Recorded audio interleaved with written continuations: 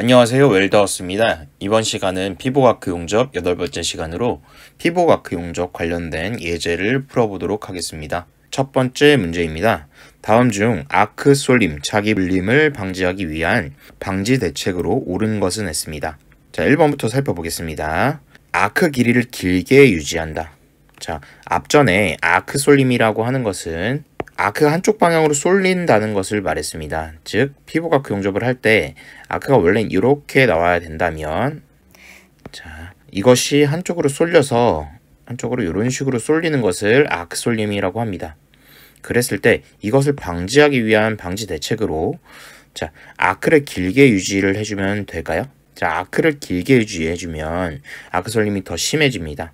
자, 이렇게 예를 들어서 이렇게 짧은 것과 이렇게 아크가 긴 것이 있다면 상대적으로 긴 것이 아크 쏠림이 더 심한 것으로 볼 수가 있습니다. 아크를 짧게 유지해주면 아크 쏠림을 좀 방지해줄 수가 있습니다. 그래서 틀린 것이고요. 자, 직류 아크 용접기를 사용한다. 2번입니다. 자, 2번은 직류 같은 경우에는 플러스와 마이너스가 정해져 있기 때문에 전자는 한쪽 방향으로만 흐릅니다. 따라서 직류 같은 경우에는 아크 쏠림이 발생할 확률이 높습니다. 그래서 직류를 사용하는 것이 아니라 교류를 사용해야만 아크 쏠림을 방지해 줄 수가 있습니다. 그래서 2번도 틀렸고요. 자, 3번 보겠습니다. 접지점을 용접부에서 가깝게 유지한다 했습니다. 자, 접지점이라는 것은 작업대에 보시면 여러분들 이제 학교에 보시면은 학교나 교육기관에 보시면 작업대 뒤쪽에 이렇게 용접기로부터 나와 있는 접지가 있습니다. 자, 이 접지점을 용접부에서 가깝게 하면 가깝게 할수록 아크 쏠림은 발생할 확률이 높습니다. 따라서 접지점을 가깝게 하는 것이 아니라 멀리 하는 것이 좋습니다. 그래서 3번도 틀렸고요. 자, 4번입니다. 시점과 끝점의 엔드탭을 사용한다 했습니다. 자, 엔드탭이라는 것은 무엇이냐면, 자, 앞전 시간에 설명을 드렸는데 용접을 할 때 이렇게 용접을 한다면 이 끝에다가 조그맣게 붙여주는 것을 엔드탭이라고 합니다. 자, 엔드탭은 왜 써주냐면요. 자, 우리가 용접을 예를 들어서 이렇게 오른손잡이 기준으로 이렇게 시작을 한다고 했을 때 이 시점과 여기 크레이터 부분에 결함이 들어갈 확률이 높습니다. 그래서 이 엔드탭을 써가지고 엔드탭을 써서 시점과 끝점에 결함을 보내주고 엔드탭을 나중에 이렇게 잘라내면 이 가운데 있는 비드 같은 경우에는 결함이 없는, 상대적으로 결함이 없는 부분이 생길 확률이 높겠죠. 그래서 엔드탭이라는 걸 써주는데 엔드탭을 써주는 효과는 또 아크 쏠림을 방지해 줄 수 있는 또 한 가지 효과라고 볼 수가 있습니다. 그래서 엔드탭을 사용하면 아크 쏠림을 또 방지를 해줄 수가 있기 때문에 4번은 맞는 정답이 되겠습니다. 그래서 예제 1번의 정답은 4번입니다. 자, 밑에 아래 해설을 보시면은 아크 쏠림 방지 대책에 대해서 나와 있고요. 아크 쏠림 문제 같은 경우에는 굉장히 자주 등장하는 문제이기 때문에 꼭 문제를 풀어 보시는 것을 추천드립니다. 자, 2번입니다. 피보과크 용접봉의 종류 중에서 저수속의 용접봉에 해당하는 용접 기호는 했습니다. 자, 우리가 용접봉, 피보과크 용접봉의 경우에는 피복제가 있습니다. 피복제. 근데 이 피복제가 한 종류만 있는 게 아니고 여러 종류가 있고 이 피복제에 따라서 사용하는 용도가 조금씩 다릅니다. 그래서 앞 시간에 말씀을 드렸는데, 자, 우리가 이런 피보과크 용접봉 문제가 나오면 먼저 1, 라, 고라는 것을 적어두라고 했습니다.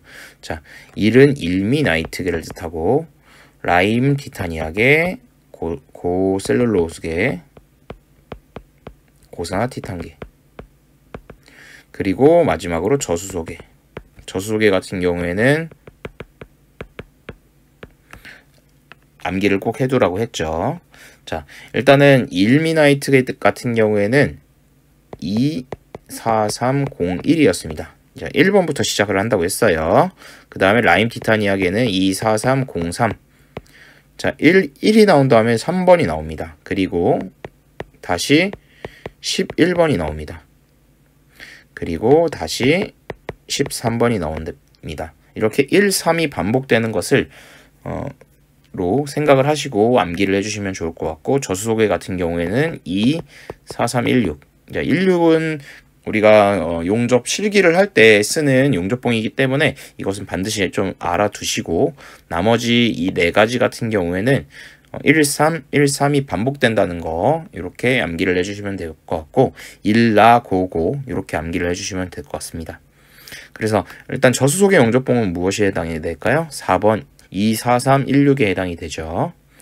그래서 문제를 푸시면 좋을 것 같고, 최근에 문제에 자주 등장하는 것은 바로 이 2, 4, 3, 1, 1 고셀룰로우스계, 그리고 2, 4, 3, 1, 3 고산화 티탄계, 그리고 2, 4, 3, 1, 6 저수소계, 이 세 가지가 최근에 문제에 좀 많이 등장을 하고 있더라고요. 그래서 이 세 가지는 반드시 외워두시고, 나머지 일미나이트계, 라임, 티타늄이라고도 예전에 했었고, 원래는 정식 명칭은 타이타늄이죠. 티타늄의 명칭이. 그래서 라임 티타늄계도 좀 알아두시면 좋겠습니다. 그래서 이번에 정답은 4번이었습니다. 자, 다음 넘어가 보겠습니다. 자, 다음 예제 3번입니다. 다층 용접법의 종류 중에서 그림과 같이 각 층마다 전체 길이를 용접하면서 쌓아 올리는 방법으로 가장 많이 사용하는 방법은 했습니다. 요거 문제로 되게 많이 나오는 문제이거든요. 그런데 뭐 어렵지 않죠? 자, 요거 빌드업법이라고도 하고요. 이렇게 빌드업을 한다고 해서, 요즘에 이제 축구에서 빌드업이라는 단어 많이 쓰잖아요. 자, 요 1층과 2층, 3층, 4층, 5층을 이렇게 순서대로 용접한다고 해서 빌드업이라고 하고, 자, 한국말로는 덧살 올림법이라고 합니다. 그래서 정답은 2번이 되는 것이고요. 비녀장법 같은 경우에는 주철 용접을 할 때 사용하는 방법입니다. 주철 용접을 할 때 사용하는 방법이고요. 캐스케이드법 같은 경우는 계단 용접법이었습니다. 요 아래 보시면은 그림이 나와 있는데, 요 캐스케이드법은 계단 용접법이고, 전진블록법은 요 하나의 블록을 만들면서 용접해 나가는 것을 전진블록법이라고 한다고 했습니다. 자, 그래서 정답은 2번 덧살 용접법이 되겠습니다. 자, 다음 4번 넘어가 보겠습니다. 자, 다음은 4번 예제 풀어보겠습니다. 자, 계산 문제죠. 계산 문제 중에서 가장 좀 여러분들이 어려워할 만한 문제를 좀 준비를 해봤는데요. 차근차근 좀 풀어보도록 합시다. 자, 일단 AW300 용접기라고 합니다. AW300 용접기는 전격 2차 전류가, 자, 전격 2차 전류가 300A인 용접기입니다. 자, 실제로는 이 용접기는 300A보다 살짝 높은 전류를 쓸 수가 있지만 330까지 쓸 수가 있어요. 자, 그렇지만 계산을 할 때는 최대치가 300A로 계산을 합니다. 자, 그리고 다음으로 무부하 전압 같은 경우에, 즉 용접을 하지 않을 때 용접기에 걸려있는 전압 같은 경우에는 80V입니다. 자, 그리고 아크 전압, 아크를 일으켜서 용접을 할 때 걸리는 전압은 20V입니다. 이런 교류 용접기를 사용을 할 때, 자, 역률과 효율을 구해라 라고 했습니다. 역률은 용접기가 얼마나 유효하게 일을 했는가이고, 효율 같은 경우 용접기가 얼마나 효율적으로 일을 했는가를 뜻하는 거죠. 자, 그리고 내부 손실은 4kW라고 합니다. 자, 우리가 이런 문제를 풀 때 항상 역률과 효율이 대부분 같이 나오거든요. 그래서 역률은 소전이다. 역소전을 좀 알아두시고, 자, 효아소, 역소전과 효아소를 좀 외워두셔야 됩니다. 그래서 역률 같은 경우에는 전원 입력분의 소비 전력, 자, 효아소 같은 경우에는, 효율 같은 경우에는 소비 전력분의 아크 출력이 됩니다. 그래서 역소전, 효아소 이렇게 외워두시고 연습지에 반드시 이걸 써주시고요. 자, 그 다음에 문제를 풀어보도록 하겠습니다.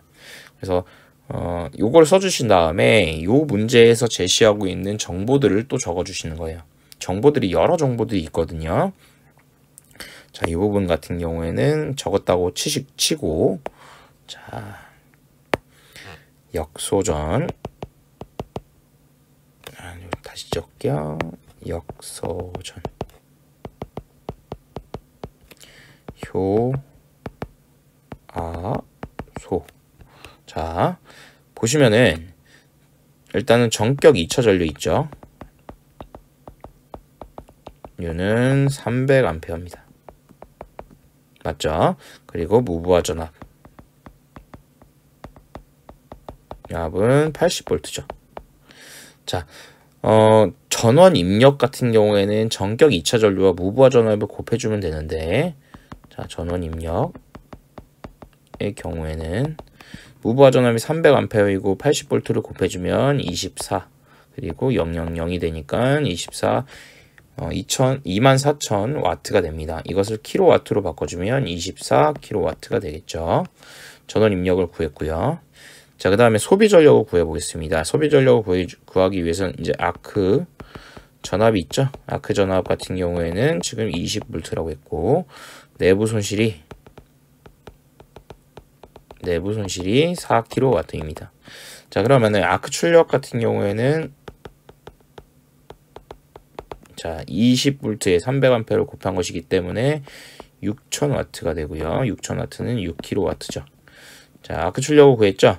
아크 출력을 그랬으면 소비 전력도 구할 수가 있습니다. 소비 전력 같은 경우에는 아크 출력하고 내부 손실을 더해준 것이기 때문에 6 더하기 4가 돼서 10kW가 됩니다.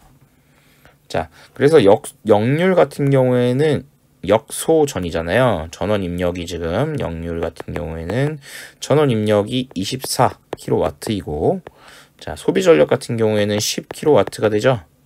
자, 두 개를 계산을 해보면 0.416666 이렇게 나올 겁니다. 그래서 이거를 반올림 해가지고, 자, 퍼센테이지를 바꿔주면 100으로 곱해주면 되잖아요. 그래서 반올림해서 41.7, 약 역률이 41.7 정도가 나옵니다. 그래서 일단은 41.7인 것은 하나밖에 없네요. 4번이네요. 4번이 정답이지만 우리는 효율을 또 구해보도록 할게요. 효율 같은 경우에는 효아소라고 했죠. 효아소. 효율은, 자, 소비 전력이 10kW고, 자, 아크 출력 같은 경우에 6kW이기 때문에 이것을 100을 곱해주면 값이 나오겠죠. 그래서 60%. 자, 효율이 60%가 되겠네요. 그래서 정답은 4번입니다. 자, 다들 아시겠죠? 그래서 좀 요게 계산 문제 중에서는 가장 난이도가 좀 있는 문제라고 보시면 돼요. 그래서 일단 문제를 풀기 전에 역률과 효율을 구하는 거면 역소전과 효화소를 반드시 연습지에 좀 적어 주시고, 갑자기 풀면 생각이 안 나거든요. 그래서 역소전, 효화소 적어 주시고, 역률 같은 경우에는 전원 입력분의 소비 전력이고, 자, 효율 같은 경우에는 소비 전력분의 아크 출력이고, 그래서 요거를 딱 적어 주시고, 그 다음에 요 정보, 이 문제를 풀기 위한 정보들을 또 연습지에 적어 주시는 거예요. 그래서 요 두 가지를 이용해 가지고 문제를 푸시면은 푸실 수 있으실 겁니다. 근데 제가 추천드리는 것은 항상 이 계산 문제는 좀 스킵을 해주시고 마지막 시간에 마지막 문제로 좀 남겨두시고 하시는 걸 추천을 드려요. 왜냐하면 더 난이도가 쉬운 문제도 많이 있기 때문에 조금 계산 문제가 내가 어렵다 싶으면은 좀 마지막에 나중에 풀 수 있도록 스킵을 해가지고 나중에 이제 시간이 좀 여유가 있을 때 그때 풀어서 끝내시기를 말씀드립니다. 보통 이제 실제 필기 시험이 조금 여유 있거든요, 생각보다. 그러니까 요 계산 문제 조금 여유를 가지면서 문제를 푸시기를 추천드립니다. 자, 이상으로 피부과학 용접 마지막 시간인 8번째 시간 마치도록 하고요. 다음 시간부터는 가스 용접 부분에 대해서 알아보도록 하겠습니다. 감사합니다.